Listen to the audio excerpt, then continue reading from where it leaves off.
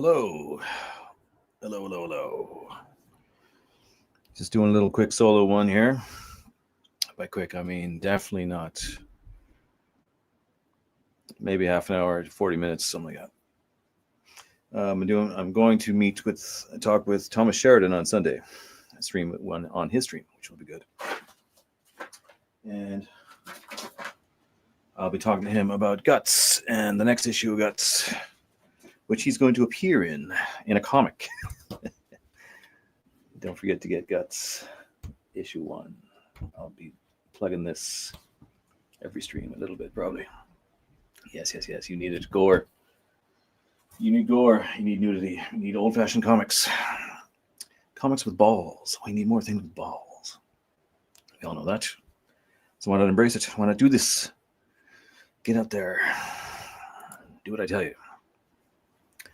So, I did want to talk about something that was interesting. Someone brought up, which is someone on my last stream I did with Semiagog made a comment.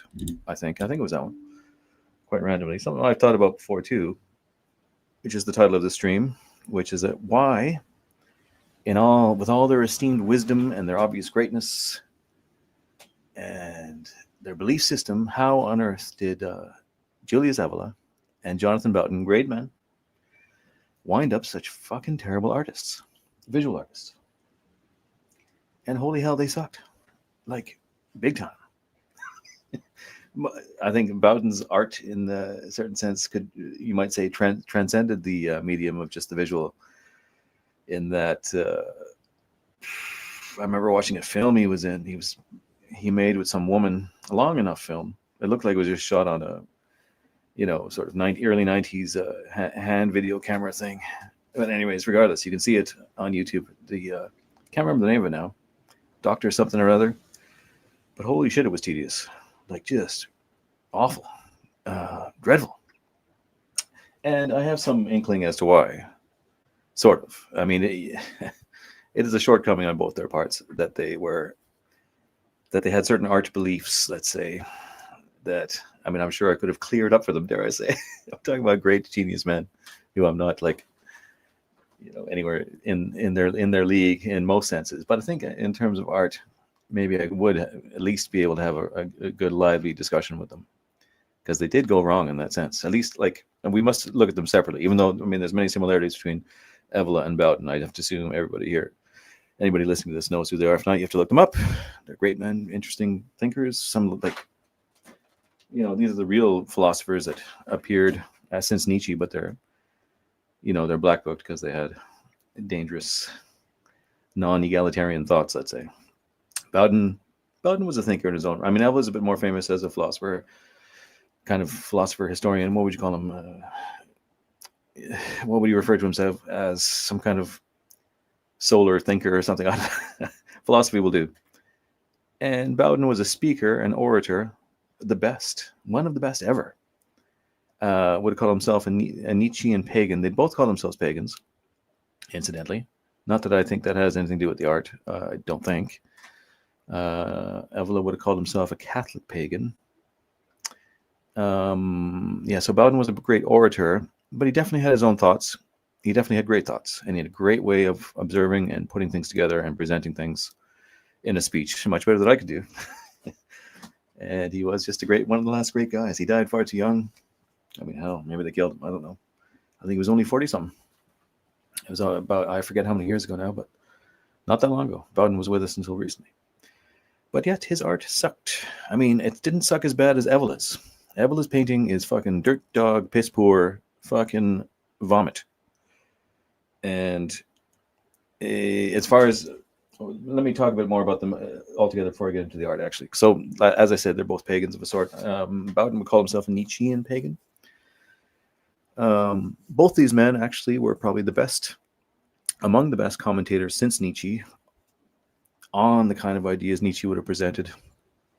Evola, in my opinion, offering actually the solution to Nietzsche's quandaries and problems. I get a lot of flack for saying that from Nietzscheans, the diehard Nietzsche people. I have huge respect for Nietzsche. Despite his whining about Plato, I have more respect for Plato. I can observe all these guys, even in what way, ever way they're oppositional, and just have respect for them. But Nietzsche was a great thinker and huge, important philosopher, but also just not only his thoughts, but the way he wrote things was so prosaic and so romantic and so excellent. Even translated into English, you get the sense of this great mind. And that's just the way he presented the ideas alone was just amazing. And then excellent, good underneath it all, like raw, primal ideas, also kind of a pagan character. But, I do think Evola is a bit more, not in his league in that sense. But he did offer, I think, succinct answers to the problems posed by Nietzsche. The things Nietzsche wouldn't stop whining about, his loss of Christianity and struggling with nihilism. I think Evola really, examining tradition in the way he did, and the ancient statecraft, and what we must call now reactionary, though that's get tinged with certain bad recent things that are one doesn't want to be associated with. But regardless, the answers in tradition that he found to the problems of this nihilism and the supposed loss of Christianity, I thought were really, he really did answer them. He gave you a course through that. He would have given Nietzsche a course, maybe. I mean, maybe Nietzsche wouldn't found him prosaic enough for it. Of a bourgeois intelligentsia enough for him or something. Not that Nietzsche was like that, but I mean, Evola was a bit more supposed aristocracy, but I mean, he said brilliant things, but alongside them, he'd say somewhat almost ludicrous things, where Nietzsche was a bit more cut and dry on the level, salt of the earth, little less in the clouds, fairy tale land. But not that Evola was either entirely, but just that he was definitely talking about spiritual matters and making suppositions. And he would explain why you had to believe that and why you should think that. And I agreed with him. I completely agree with him. But Nietzsche was just trying to deal with hard reality all the way through, I guess, is sort of how I would explain it as best I can at the moment. I didn't even mean to go on that tangent. But anyways, that's who these characters are. Bowden. And Bowden was a Nietzschean pagan.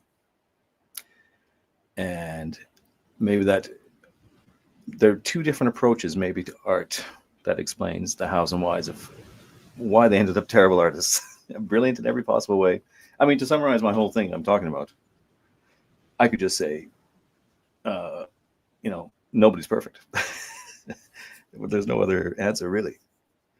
How can you expect them to be so excellent and brilliant across the board in writing and thinking and speaking, and then also having to be excellent painters? I mean, why they would even try, I don't know. So to address each differently, although there'd be similar reasons, let's say, for both. Let me just look at something.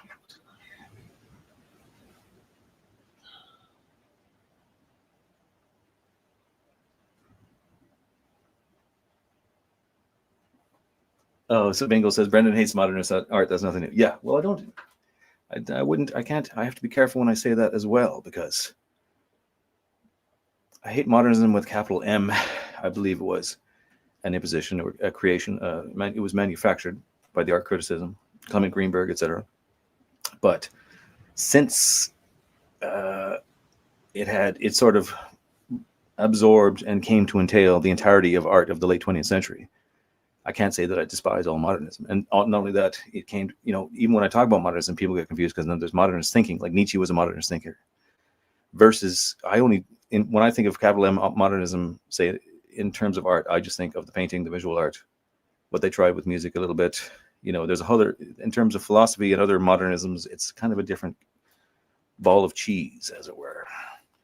But, that was the whole kind of trick they pulled, where basically it amounts to severing entirely the link to tradition and going with completely, in terms of art, a free-flowing, absolute personal expression of the artist to just do whatever he wants. There's no links to anything. You're free. Go crazy. So that is the crux of the issue. So you would think, for instance, with Evola and his ranting about the importance of tradition, that he wouldn't have been so eager to be a modernist style painter. His paintings are just like, even for like splatter painting gibberish. It's some kind of pseudo-futuristic, just squiggles and boxes thing. Not even well done in terms of that. Like, really, I don't know. It's really not good. You know, how could he think that it doesn't seem in accordance with the rest of his thought? And the only excuse I've heard him give for it was an interview where it was a video interview, and I remember him being asked, and he said something about, he kind of gave a sly grin. This reporter or somebody asked him about a journalist, our friend or whoever it was, and he kind of gave a sly grin, wry, smirkingly, like as if he knew it was not in keeping with his character. And he said, "Oh, I love that. That was something I did in my youth, Dadaism and all this, and it was our way of sticking to the bourgeoisie," which is kind of okay, you know. But I could tell in the slyness of his face that he knew it was a bit of a Richard Spencery, you know, sort of a shite take just to be shocking, or you know, he was slightly, ever so slightly, possibly guilty about it, or knew he couldn't ultimately defend it. But I'm making supposition. Man was brilliant, and if he was here right now, he probably completely shut me down with a proper explanation. But anyways, that was my feeling from what I got of watching his video. So he felt it was like an anti-bourgeois attack on the staid norms of the time, which is, you know, the entirety of modern art is avant-garde art and modernism is framed as is most of the attacks on our culture and tradition as we go. It's like, oh, you got to be new, we got to be new, we got progress, right?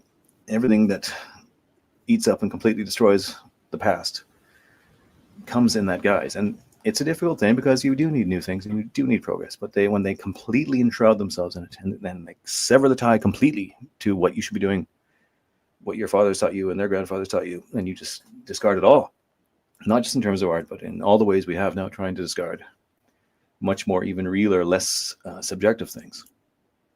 That's when you head down the road of total destruction. And you just can't do that. Not good. My conclusion is that is not good behavior.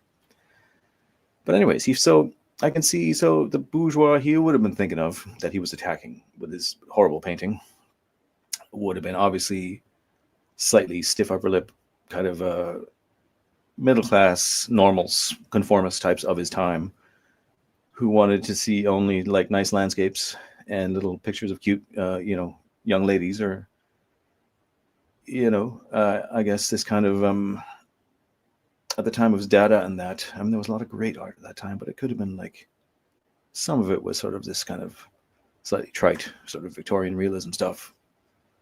You know, still excellent in most ways, but, you know, this is what he wasn't reacting against the art even so much, I doubt, as the attitude of the people, you know, what he perceived to be bourgeois of his time, where they were just being conformist, and he wanted to shake them up a bit. And that was very Nietzschean of him, I guess. And that was the impetus behind him and his painting.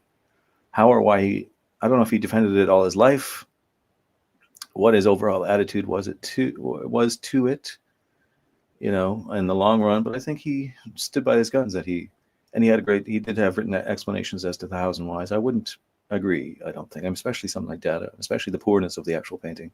Even if you are going to do avant-garde painting, you kind of have to at least, you can be just like pointlessly shocking, but usually there's a bit of like a flair of some kind in it, you know. I really think he did a poor job. And so what can I say? This is his great flaw. I don't think anybody remembers him as a painter. Maybe some have tried. And in terms of his failing and what his thinking could be, I mean, that's all I can surmise. I mean, maybe others, if anybody else knows more about it, but like the few times I read his explanations, they just seemed like he was reaching, to me. And, you know, this ties in with Futurism. This reminds me, there's a whole messy area and period there with Futurism, which obviously people in our circles are big fans of, because it's tied up with, you know, Mussolini, etc., and things like that. And it reminds me of being on years and years ago. What was I on? The People Square? Is that what it's called? And I like those guys. I agree with them, but I didn't feel like they knew too much about it. And they kept on hitting me with Futurism. They were obviously fans because they're fans of the politics and the ethos of it. And Futurism is fine. It's one of these kind of middle ground movements in my book, where it's definitely modernist, and they're trying to be modernist, but they did actually try to retain some kind of traditional link. And they were sort of cultural and wholly what they were, you know, and it was like all about the fast cars and technology and new things, but it wasn't just like a springboard of chaos, like Dadaism, you would say, is really just chaos, like, you know, the urinal and the Duchamp and all that. There was a certain link, and it was actually all the vortexy kind of streamlining stuff really tied in with the Art Deco of the time, which was also just the influence of kind of technology and speedy trains and cars. And, you know, that was Art Deco was obviously excellent too. That's another, what you must call a modern movement, but I've never had any complaints about Art Deco. So Futurism was tied up with that, but there was also in Futurism, a certain kind of Evola-ish, Evola painting-wise, bullshitty, squiggly, random squiggly, chaos on a poster, kind of, there was a bit of, and whenever I see art being done for pure shock value without a link to anything, I usually there's a point where you kind of think, okay, this is getting a bit bullshitty. Like, there was a bit of that in the Futurism. It wasn't all across the board excellent in the way I would say about Art Deco, let's say. There was a bit of chancy, and it's fine to be, I love things that go over the top, let's say, and I love things that are chancy as well. I just don't think it really worked all the time. And so I had my criticism of Futurism. I was talking about being on that People Square thing, and I remember they just couldn't. I said, yeah, they showed me some futurist buildings. They're like, don't you love this? And I was like, yeah, everything that's good about it, though, is just like what you find in Art Deco anyways. And just like some other stuff. Like there's nothing specific to Futurism that I mean, there is some things specific to it. I shouldn't say that, but like overall, I've not always been the biggest fan of it, let's say. And I can see in it parts of the bad modernism for sure showing through in ways that did not show through with Art Deco, Art Nouveau, and other movements, which stayed a little bit more grounded in a lot of ways. Futurism kind of went off the deep end in a few bits. So that was his milieu, was the Futurism. That's what he thought he was doing. And, it was the beginning of that whole era of attitude to art that led us to where we are now, where we really have no art. There seems to be nothing that we like more than to chip away at, and there's no more ardent desire we have than to destroy art, our own art. And it's been that since that time. It's been that way. Because first of all, we had the ethos of modernism, the values, which is just like I said, just totally free, personal expression, no holds barred personal expression. So just like all blue canvas. I've done this to say fuck you, but fuck you anyways. Give me $1 million, whatever. All that bullshit. And I don't want to hear all the CI bullshit. We all know and all the reasons behind it, anyways. Hopefully we do. Read my book. Read my first book if you feel in any way confused about how I feel about it. And so along with that, I mean, soon after that, so we destroyed our whole concept of art and how to make art. But then, as well, there was the technology element, kind of also eroding in a way at the old system in the way that Futurism was trying to, and Art Deco were trying to combine with technology to keep both things in line, I guess. I think Art Deco succeeded far more than Futurism kind of came and went. And like I said, there was a lot of bullshit artists in Futurism. But technology played a part. And then like even now today, we've got AI. Remains of tiny little scraps of art we have left after all this. Now we got AI trying to, it's like, no, we haven't killed it yet. We got to work hard. We got to kill it. They won't be satisfied till they have fucking killed it. And there's no human art, I guess, in the West or whatever. They hate it. I guess they despise it. I mean, we're still erecting nothing but these bullshit modernist value type buildings. You can't say they're, following the values of any other kind of movement. Just obscure shapes and dumb fucking, cheap and easy blocks. Oh, the other thing was Walmartism. Before we got the AI, that was another step along. It was Walmartism, which really destroyed culture. All those years and all the talk of the knowledge that avoiding monopolies, they just threw that all away in the end. And all the little ghost towns they created, all the little local businesses and little mini cultures they destroyed just to Walmartize all of America. And, they've tried to do it all over Europe to less an extent, but they've tried.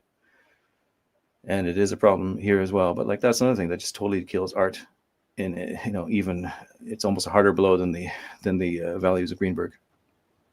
And so so that didn't quite 100% kill it, because when we still had, well, before Walmartism we had, at least you could say, where we had no art happening in the academies anymore, because everyone was just doing their Cy Twombly squiggles and fucking bullshit and unmade beds and all this crap. And that's the high fine art.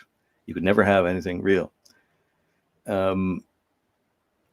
While that was going on, we did have an excellent era of art, which I love and is dear to my heart. Obviously, the pulp art era. We had a lot of excellent artists from the 60s to the 80s,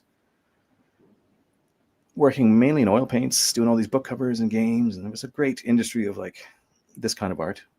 But even that got slowly kind of eroded. It's still around. I do it myself. And even, I have to admit, I use digital as well. I try to make it look like it's not, but I do. But it was when digital art became in that kind of began to fade a little bit. It was never the same, never as good. Nobody who's a true, in movies too, nobody who's a true fan of films and any kind of classic film is a fan of CGI in films, and ever was, which is funny. Yet I've seen people that work in movies doing special effects and were there in the old days and doing it now in the new days, and just lamenting that they don't do the old kind of creature and handmade effects that they used to do. Yet they're completely in their mind, but yet we have to do this. This is the way. There's no choice. Even like in their own mindset, they don't, like, they believe that. They believe it must be this way. But I say, why? If art's not being improved, why must you? Just because you think it's progress. Just because you have this technology, apply it to something else. Use it somewhere else. Use your willpower to do it the old-fashioned way that everyone likes better. Fucking everybody, except for like the dumbest little kid that are like impressed with CGI shite. Anyways, that's a bit of a tangent. The whole thing was a fucking tangent about Futurism. Just to describe the milieu or the belief system that Evola had during his painting. So he was in that specific little era. And what he thought afterwards, I'm not sure. If he tried to do more art. I mean, he was apparently so untalented at painting that I highly doubt he ever tried to pick up a brush and do anything for real after those silly kind of paintings he did. Now, people might disagree and not think his art is terrible, but I think it's pretty fucking piss poor. Even for someone of that ilk, it's piss poor. And yeah, I can't describe why he would have this weakness per se. Again, he thought he was sticking it to the bourgeois of the time. He didn't like them. And he still got a kick up out of that, thinking about it later in life. I mean, in the way that we all do, perhaps only in recounting our youth. Like I was thinking the other day, I was laughing. Every now and again, I talked to a friend of mine, and we were laughing about some exploits we did as teenagers. And I thought to myself, Jesus Christ, if one of my kids did that, I would be like, you fucking hooligan. I'd call the cops on him myself. It was so bad. Yet to this day, my friend calls me up and we're fucking laughing our ass off at this crazy shit. So you always have a different reflection, hindsight in regards your own youth. So I can just say he wasn't perfect in that sense, and he had certain modernist-y beliefs. He had some other ones too, I'm sure. Probably he believed that Nietzsche was a true modernist, as they say, as well. And he was a great fan of Nietzsche, and he kind of thought he was working within modernism, and that is entirely possible. I didn't see him express the kind of beliefs I have towards art, or look at the culprits of what created the capital M modernism in terms of art. But someone like that wouldn't be as obsessed with visual art as I was, as somebody who wanted to be a painter, let's say, when I was young, and discovered this huge break just looking into the past. Why was I being taught about people like Rothko and even Picasso and how great they are? And I looked at and saw an immediate, absolute break in the art that was being done through all of history. And then early 20th century, boom, all of a sudden it's fucking rubbish and nonsense. Like, surely there is it's a very obvious thing to look at, and there's a very obvious and plain fact and reason behind it. But I guess Evola did not, and he was, as far as I know, I mean, he's got lots of writings. I haven't read all his works or anything like that, but I just say it's a weakness on his part in that regard. Now, Bowden is different. I'm already going on too longer than I thought.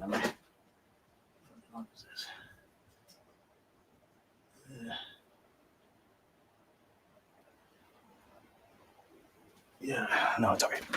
I'm not, just for a little bit longer. I'll talk about Bowden, and then that's it for tonight. But Bowden is different because he he would have some awareness of this, and he would have some awareness of what happened to art. And he would have been a more entirely modern person, obviously, being in our modern times. Also, his art was not as bad as Evola's. He did have some kind of effort for drawing, and some of his sort of comic booky line art stuff kind of isn't bad. In a, I mean, it's okay in a totally amateur way. And he seemed to be a fan of it and fond of it. But he often talked a lot about things like comic books. He was a huge fan of Iron Man and things like this. And he loved, the idea behind Iron Man, which is a cool concept.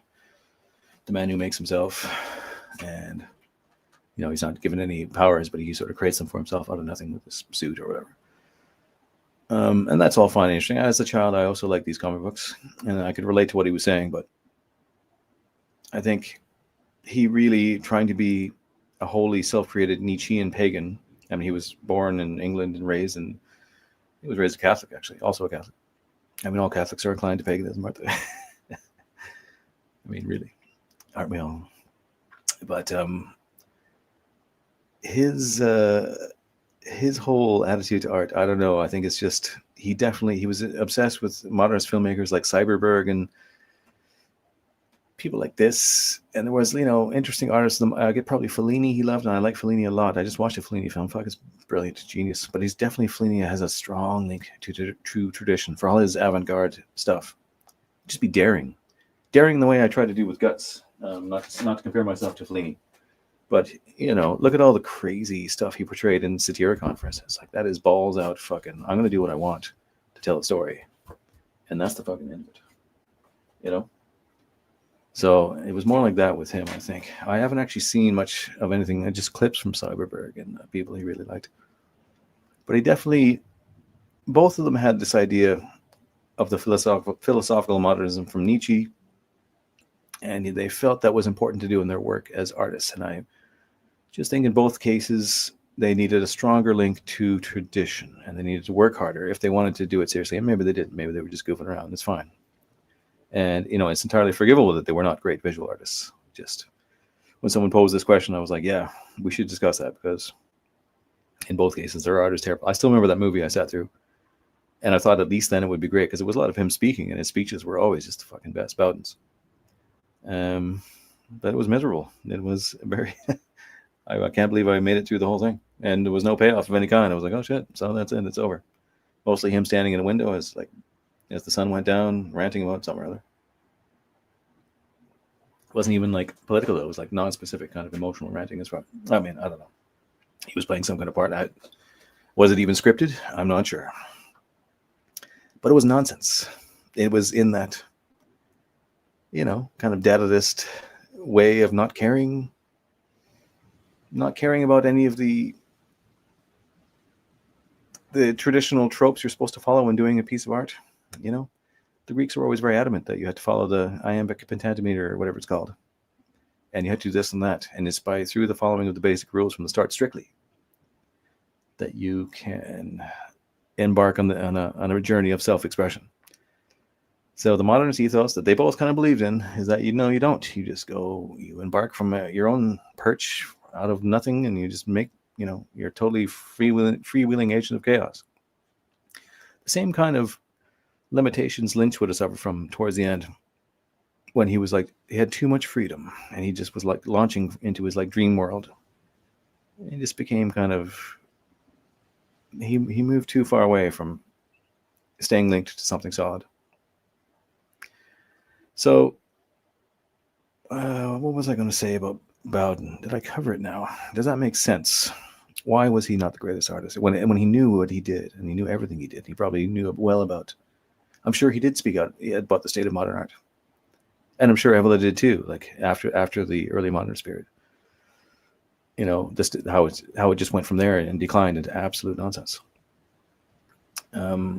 Yet, many, like I was saying about People Square, and they couldn't get over the Futurism thing. They just wanted to talk about it. And I was like, no, I don't think Futurism is that great. They couldn't believe that I wasn't that into Futurism. I was like, it's okay, but it's not. It's flawed. It's got problems as far as I can see. Art Deco, if we talk about that, I'd be nothing but things.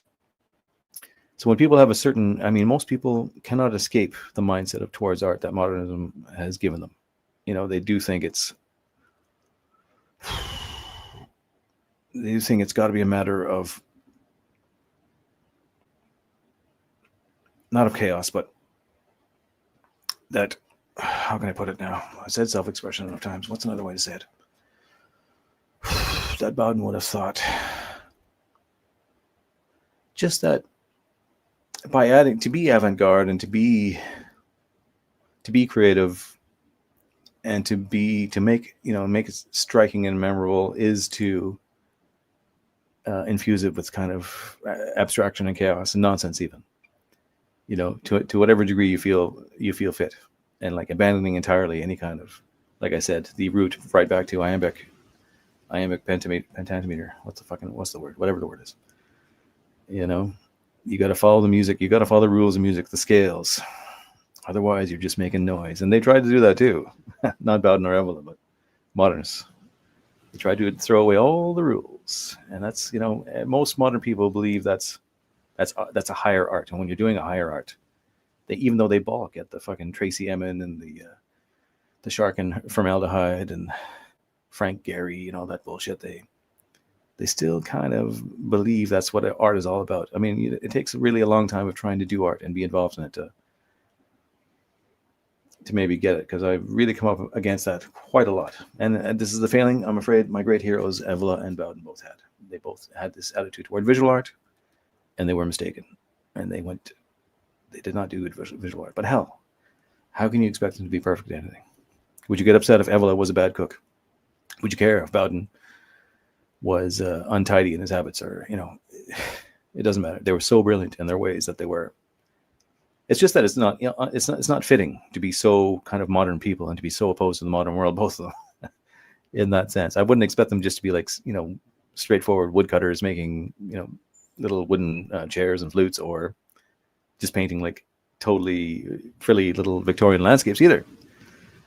But I would have thought they wouldn't fall so easily into that category of people that kind of like, you know, peels the paint blob mess off their easel and like hangs it up and says, "Look, it's brilliant." You know, it's just so easy and so weak.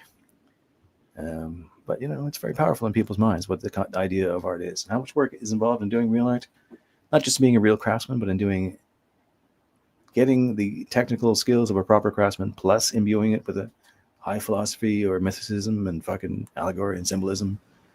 So much work.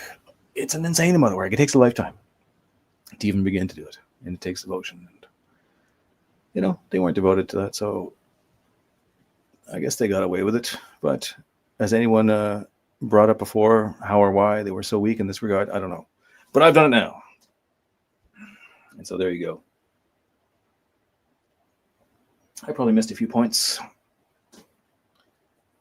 I mean, I can't sufficiently say why because I don't know why, but I just have to assume it's that like so many, they fell into that trap and they weren't paying as much attention to it as they probably should, or putting as much work as they could. But people have limitations in that regard. People have limitations in their visual acumen.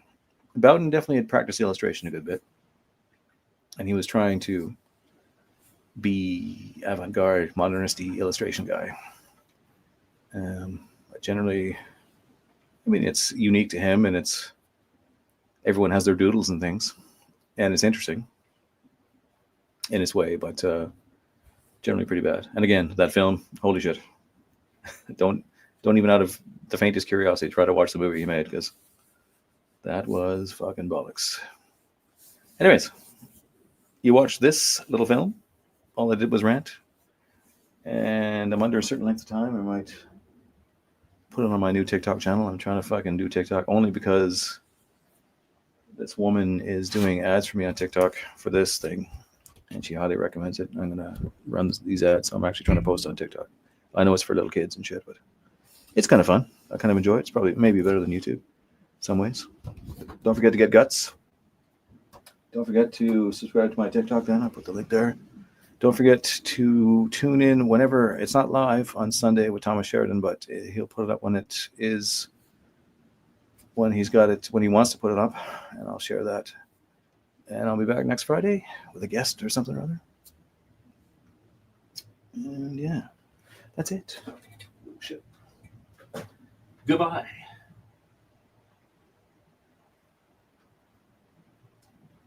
Goodbye. Norman Mailer made a film once, supposedly one of the worst things I'll ever watch. Oh, I've seen it.